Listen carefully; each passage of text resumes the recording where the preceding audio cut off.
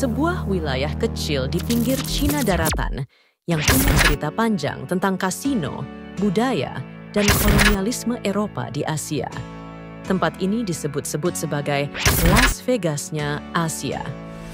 Selamat datang di Macau.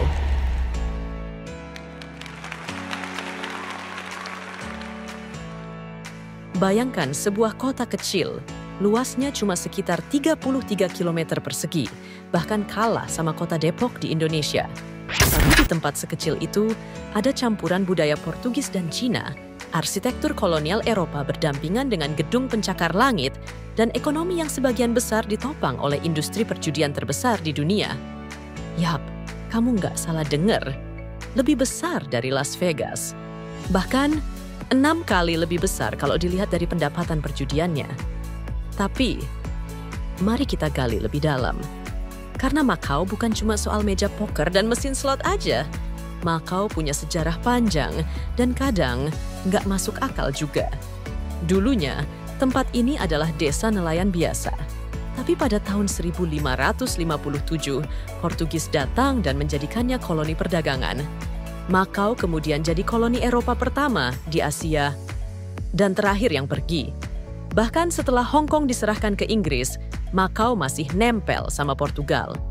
Sampai akhirnya, baru tahun 1999, Macau resmi dikembalikan ke Cina. Artinya, iya, Macau ini udah punya campuran budaya selama ratusan tahun. Dan itu bikin atmosfer di sini unik banget.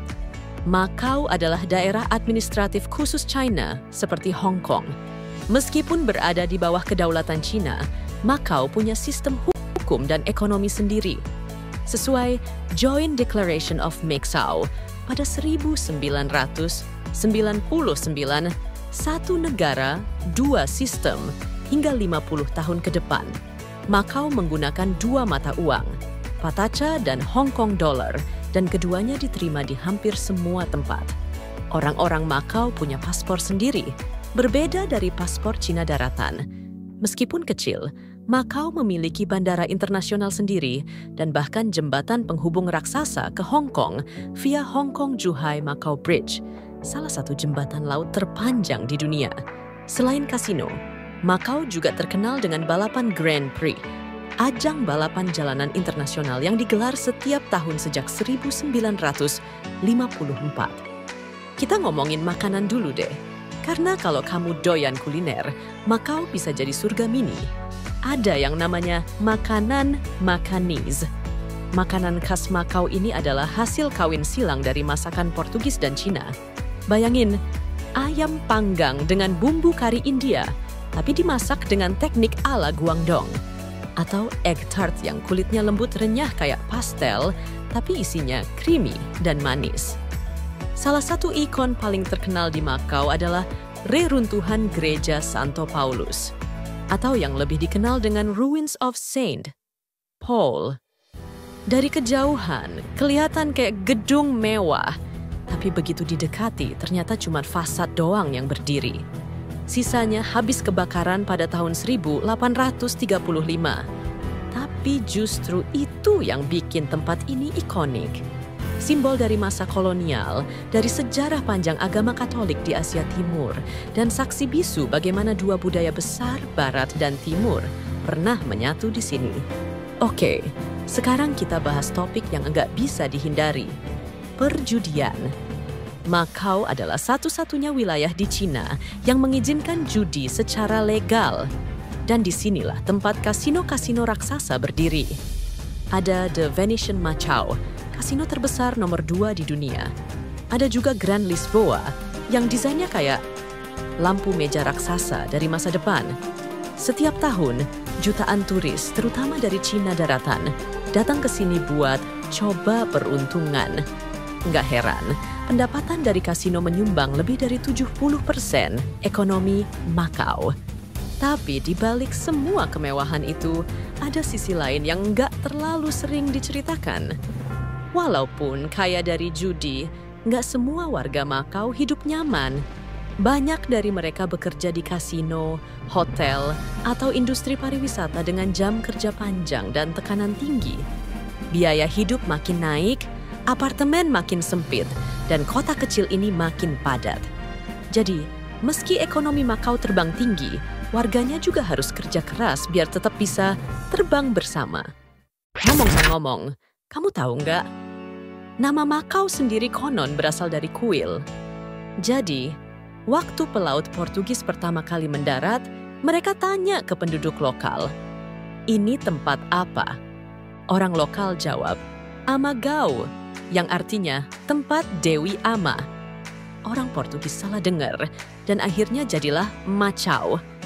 Kuil Ama ini masih berdiri sampai sekarang dan jadi tempat ziarah yang penting banget buat warga lokal. Jalan-jalan di Makau itu kayak main di dunia paralel. Di satu sisi, kamu lihat lampion dan toko herbal khas Cina. Tapi, di sisi lain, ada nama jalan pakai bahasa Portugis seperti Rua do Campo atau Travessa da Saudade. Tembok-tembok dicat warna pastel, ubin trotoar bermotif ala Eropa, tapi suara-suara di sekitarmu ngomong Kanton. Aneh, tapi indah. Makau ini kayak dunia di mana sejarah belum sepenuhnya pergi. Tapi masa depan juga sudah datang lebih dulu. Kalau kamu suka tantangan, kamu bisa coba skywalk di Makau Tower. Di ketinggian lebih dari 200 meter, kamu jalan keliling luar menara tanpa pegangan. Cuma dikaitin sama harness. Bayangin tuh, kaki gemetar, angin kencang, dan pemandangan kota Makau 360 derajat. Mau yang lebih gila? Kamu bisa bungee jumping dari sini. Serius, ini adalah salah satu lompatan bungee tertinggi di dunia yang dilakukan dari menara. Kalau kamu nekat, silakan coba. Kalau aku sih, cukup nonton orang lain aja dari bawah sambil makan egg tart. Makau juga punya banyak festival unik.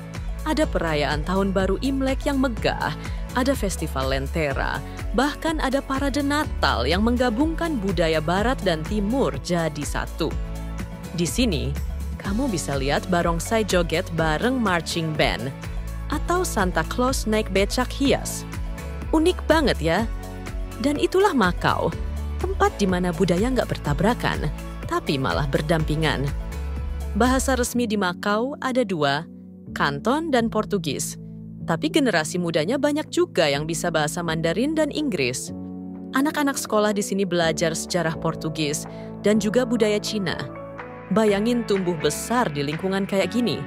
Multi bahasa, multi budaya, dan multi rasa dalam segala aspek kehidupan. Makau itu miniatur globalisasi dalam bentuk kota kecil. Oh iya, Makau sempat kena pukulan telak waktu pandemi COVID-19. Karena turis berhenti datang, kasino kosong, ekonomi anjlok.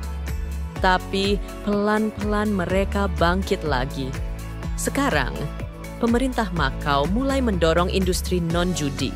Mereka ingin orang datang bukan cuma buat main judi, tapi juga buat nikmatin sejarah, budaya, makanan, dan alamnya. Mereka sadar, Makau punya daya tarik yang jauh lebih luas dari sekadar meja roulette. Jadi, itulah Makau. Kota kecil, tapi padat makna. Dari sejarah kolonial sampai gedung pencakar langit. Dari kuil tua sampai kasino mewah. Dari egg tart sampai skywalk. Makau ngajarin kita satu hal, bahwa identitas bisa dibangun dari pertemuan, bukan perpecahan.